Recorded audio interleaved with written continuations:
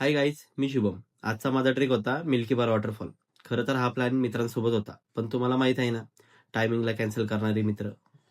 म्हणून शेवटी ठरवलं, आज सोलो ट्रेकच करायचा. हा वॉटरफॉल तामणी घाटाच्या प्लस व्हॅलीमध्ये आहे.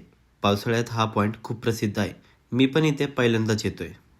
ताम्हाणी घाटाच्या सेल्फी पॉईंट पार केला की वाटेवरच डोंगरवाडीचा बोर्ड दिसतो. त्या बोर्डाच्या बाजूला एक एंट्री गेट आहे. तिथेच गाडी लावून मी माझा ट्रेक सुरू केला.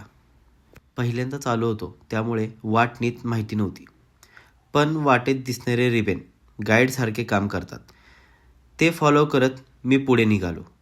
थोडा जंगल ट्रेक पार केल्यावर उतरायला सुरुवात झाली आणि तेथूनच खरी परीक्षा सुरू झाली. एक ठिकाण खूपच अवघड वाटलं. हा दोरीचा भाग. पाय घसरत होता, पण कसं तरी स्वतःला सावरत पुढे जात राहिलो.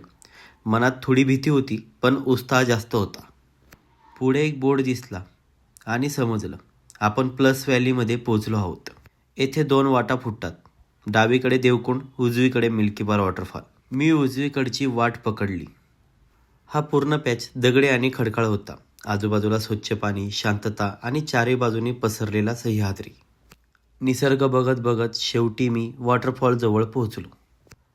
पण तिथे पोचल्यावर एक धक्का बसला. वॉटरफॉलमध्ये पाणीच नव्हतं. थोडा निराश झालो. मनात आलं, इथपर्यंत येऊन आता परत फिरायला लागतंय का?